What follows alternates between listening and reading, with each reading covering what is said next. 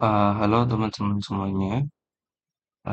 Pada pertemuan keempat kali kita akan membahas mengenai pembuatan menu awal layout, bukan sorry, pembuatan menu awal dari sebuah game. Kemudian kita juga akan mempelajari mengenai behavior pin yang nanti akan berguna untuk menu pada apa ya, pada pop-up yang akan muncul gitu. Jadi ketika pop-up muncul, maka nanti akan ada tombol yang ada di sini. Itu nanti akan memanfaatkan behavior pin. Oke, kemudian untuk sedikit tambahan dari pertemuan yang kemarin, kita akan mempelajari mengenai set posisi di pop-up ya. Jadi, aku menemukan beberapa kendala yang ada di pop-up dengan action seperti ini. Jadi, kalau di game yang aku buat ini, oke, dia akan malah nggak muncul nih, pop-up-nya malah nggak muncul. Yang seharusnya dia muncul di sini gitu kan. Kemudian kalau kita finishkan dia,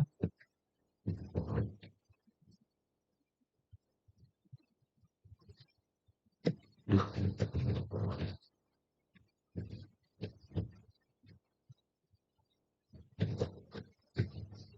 nah dia juga nggak muncul. Oke, terus ada solusi yang lebih simpel dari action ini, yaitu mengatur posisinya sesuai dengan tengah-tengah dari window size kalian. Jadi yang dinamakan window size kan ini ya, kotak yang ditampilkan ini namanya window size. Dan itu terdiri dari Windows width, lebar windownya, kemudian window height atau tinggi windownya. Nah, jadi kita ketik aja window di sini. Nah, di sini akan muncul nih, ada window height dan window width. Oke, untuk yang X kan kita makainya window width karena lebarnya kan. Terus kita bagi dia dua, yaitu dengan per dua. Oke, jadi di sini maknanya yaitu window width kita atau kita kan ukuran window size-nya segini ya. Karena window width itu lebarnya, maka 640 ini adalah window width dibagi dua. Jadi dia akan berposisi X-nya sama dengan 320. Kemudian untuk yang Y juga sama. Window height kita bagi dua, maka dia akan berukuran pada 240, yaitu 480 dibagi 2. Kalau kita down, oke, kita coba run. eh, Ketika dia menyentuh eh, garis finish, maka si pop-up-nya akan muncul di tengah-tengah. Nah, jadi dia akan muncul di sebelah sini, persis tengah-tengah window size kalian. Kalau kita pakai yang player.x, player.y, maka seharusnya si pop-up ini akan muncul di sebelah sini. Dan dia akan mungkin melebihi dari window size kalian. Jadi ini adalah solusi yang lebih simpel dari yang kemarin aku ajarin. Maka dari itu coba kalian ganti-ganti aja di game yang kalian bikin. Oke, kemudian kita akan membuat sebuah menu awal game dengan menambahkan layout baru. Kita tambahkan juga event sheet-nya. Kita pilih dia nama menu awal mungkin.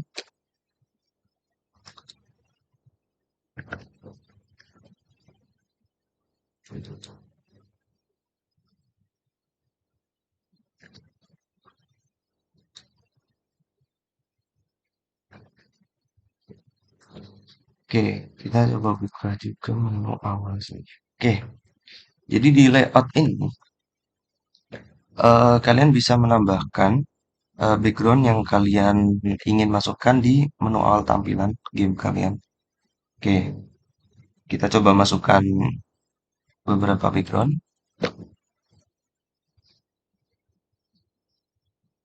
Oke, coba kita masukkan gambar ini sebagai sebagai game kalian, background game tampilan kalian.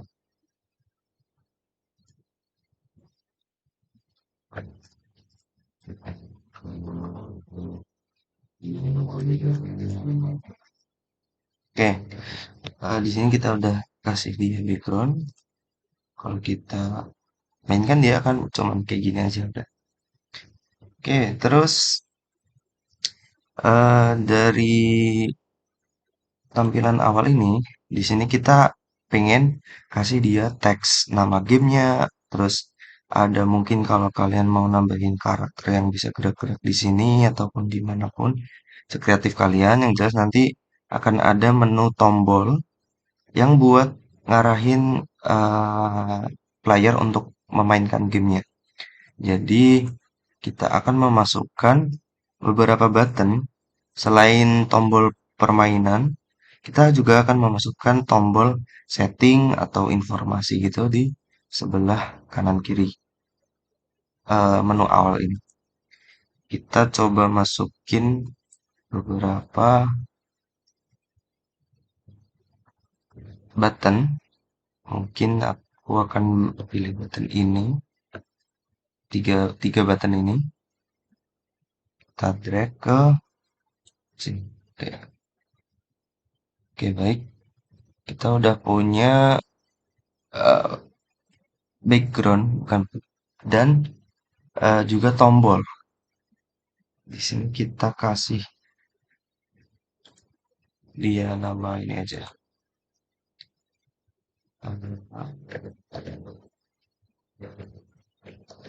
Tombol menu awal. Oke. Nah, di sini kenapa hanya satu objek aja? Ini udah aku bahas kemarin di yang pop up. Konsepnya mirip. Dia dimasukin sebagai animasi frame. Nah, di sini akan ada 3 frame dalam satu objek. Pastikan si speed dari animasinya ini, kita klik animasi ini, default. Ini kalian isikan 0, biar dia nggak gerak. Oke, kemudian gimana caranya biar dia muncul 3 objek? Kalian tinggal copy paste aja objek ini. Ingat ya, di copy paste, jangan di clone. Di sini kan ada clone dan copy paste ya. Oke, terus caranya untuk menampilkan tampilan button ini dan juga ini, kita perlu pergi ke properties bagian kiri. Di initial frame ini, kita masukkan angka 1 dan kita masukkan angka 2. Sesuai dengan nomor yang ada di sini. Oke. Nah, udah. Sekarang udah ada 3 button. Tapi itu adalah satu objek sprite ya. Oke, jadi tombol ini kita nanti pengen buat dia memulai permainannya. Terus kalau yang setting ini kita pengen dia uh, digunakan untuk memberikan pop-up pengaturan. Terus untuk yang animasi ini kita pengen dia untuk menampilkan pop-up informasi dari game yang kalian bikin mungkin ya. Kayak gini.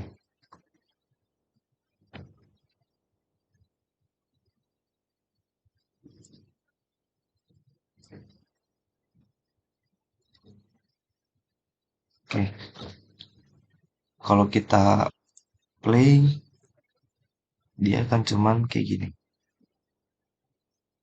Dan kalau diklik juga nggak ngapa-ngapain karena kita belum atur dia.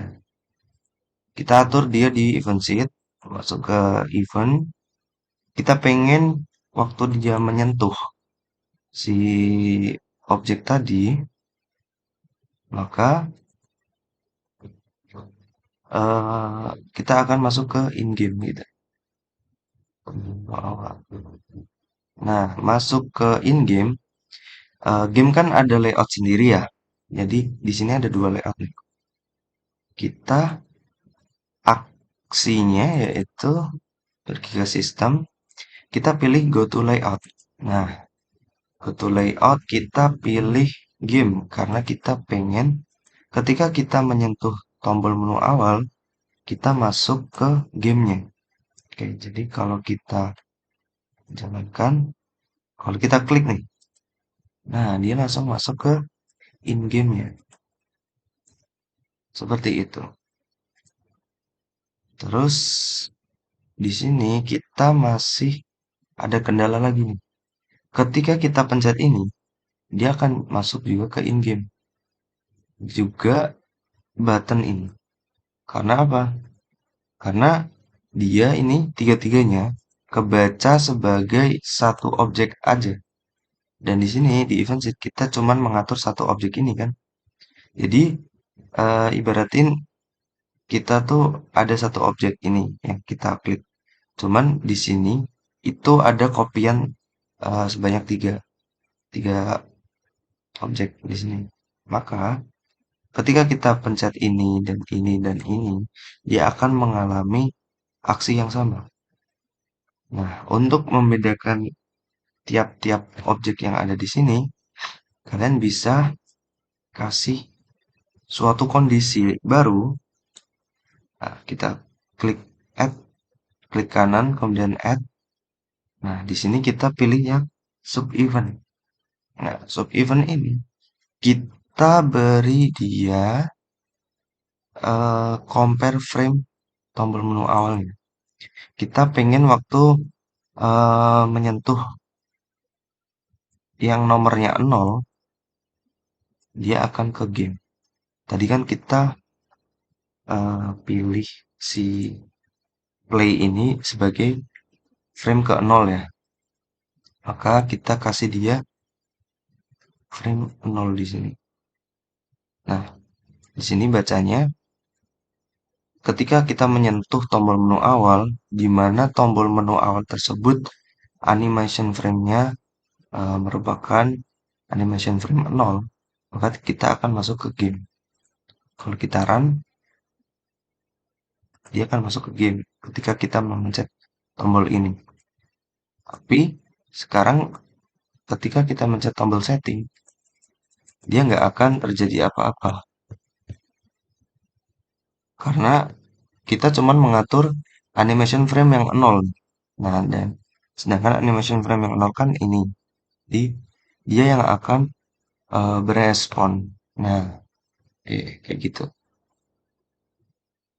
Kemudian kita akan membuat si apa namanya tombol ini memunculkan pop-up pengaturan dan juga pop-up informasi.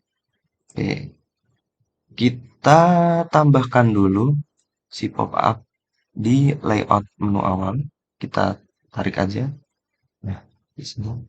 Karena tadi aku udah memasukkan beberapa pop-up ya. Di sini ada pause, ada informasi, level select, game over, dan complete. Oke. Kita pengen dia kasih informasi dan juga level select ya. Pengaturan kita kasih aja dia level select. Oke, di sini udah muncul pause-nya. Nah, dari itu kita tinggal copy aja sih apa namanya button ini dengan Ctrl C Ctrl V. Nah, ini kita push, kita ganti dia dengan animasi 1 dan animation frame 2. Oke, terus kita juga atur ketika kita memencet tombol ini kan kalau yang satu tuh berarti informasi ya. Oke, yang satu tuh informasi. Info. Ini setting. Oke, yang satu tuh informasi. Kita atur pop-up-nya dengan window width bagi dua dan window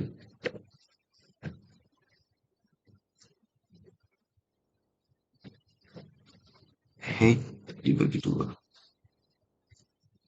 Oke, terus set frame-nya juga jangan lupa.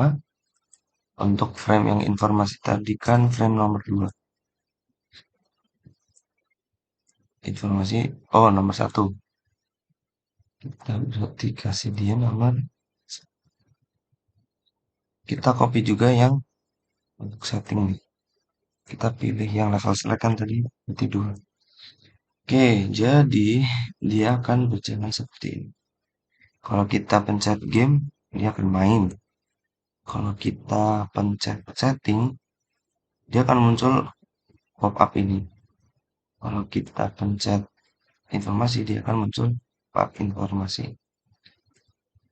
Oke, kurang lebih seperti itu.